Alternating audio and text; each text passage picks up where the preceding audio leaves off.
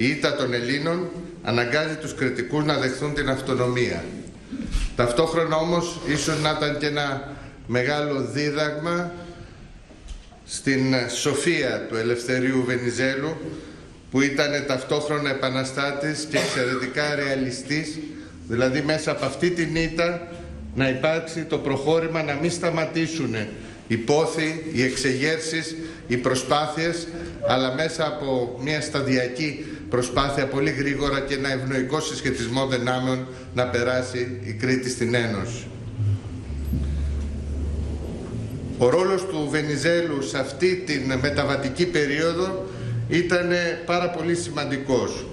Γίνεται μια συστηματική, γι' αυτό μίλησα περί ρεαλισμού ταυτόχρονα με την επαναστατική παρακαταθήκη του Βενιζέλου, του πολιτικού, του διπλωμάτη αλλά και του επαναστάτη Βενιζέλου.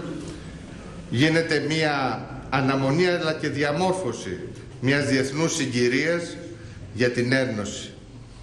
Επ' αυτού είναι γνωστό ότι έφτασε μέχρι το σημείο να αρνηθεί να δεχθεί τους Κρήτες βουλευτές στην Ελληνική Βουλή όταν επεδίωκαν μια de facto αναγνώριση της Ένωσης ένα χρόνο πριν αυτή επισυμβεί με ευρύτατη συνένεση. Διότι έρχονταν οι Βαλκανικοί πόλεμοι.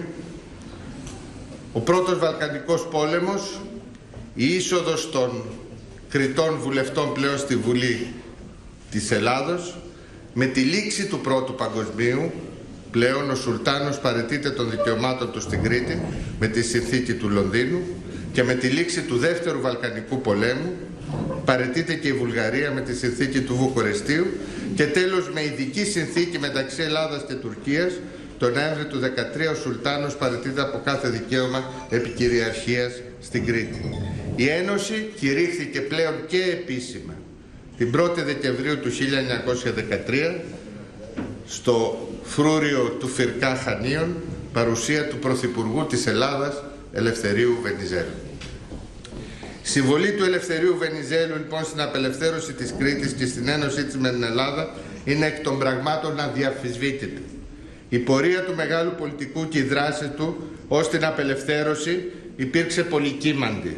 Εκλεγμένος βουλευτής στην Κρητική Βουλή το 1889 σε ηλικία μόλις 25 ετών, επαναστάτης με ηγετικό ρόλο στην Επανάσταση του 1998, όπως είπαμε, στο Ακροτήρι Χανίων, Υπουργός Δικαιοσύνης στην κυβέρνηση του Πρίγκιπα το 1999, εκ νέου επαναστάτης στο Θέρισο το 1905, αργότερα Υπουργός Εξωτερικών και Πρωθυπουργός της Κρητικής Πολιτείας και τέλος κυβερνήτης της Ελλάδας όταν επιτεύχθηκε τελικώς η Ένωση του 1913.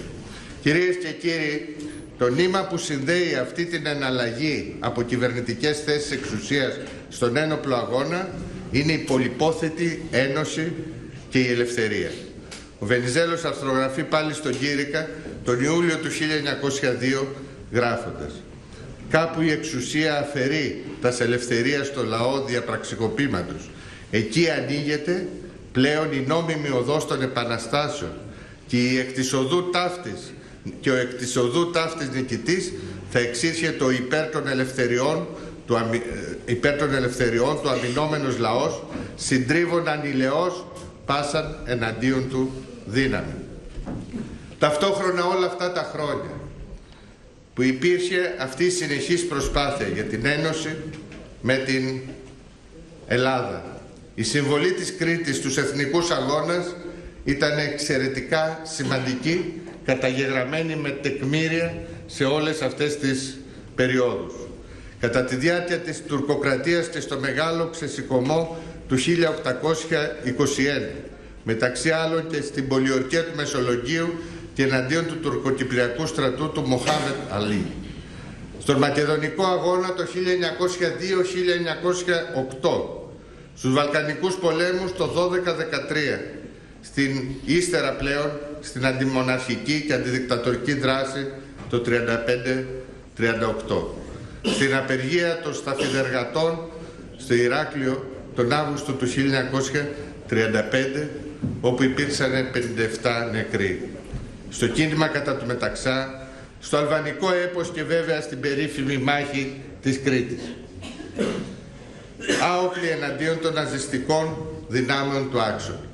Αυτή είναι η διαδρομή ενός λαού που με μόνο πόθο την ελευθερία στην αρχή και την ένωση με την μητέρα πατρίδα, με την Ελλάδα, μπόρεσε να διαδραματίσει, να αφήσει το δικό του αποτύπωμα μέσα στο αποτύπωμα του λαού μας αυτές τα χρόνια της εξέλιξης της χώρας μας σε κάθε επίπεδο, αλλά και στις προσπάθειες να μεγαλώσει, να γίνει η σημερινή Ελλάδα.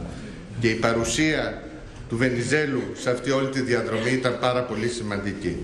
Κυρίες και κύριοι, κλείνοντας, θέλω ξανά να ανατρέξω στον Καζαντζάκη και στην αναφορά του στον Γκρέκο, που αποτυπώνει ιστορικά αλλά και με τον πιο γλαφυρό τρόπο το κριτικό πάθος για την απελευθέρωση και την ένωση της Ελλάδας, περιγράφοντας την 9η Δεκεμβρίου του 1998, που ήταν η μέρα άφιξης τότε του πρίγκιπε. «Δύο στάθηκαν οι ανώτατες μέρες της ζωής μου», λέει ο Καζαντζάκης. «Η μέρα που πάτησε ο πρίγκιπας στην Κρήτη και ύστερα από χρόνια η μέρα που γιόρτασε τα 10 της χρόνια η Επανάσταση στη Μόσχα.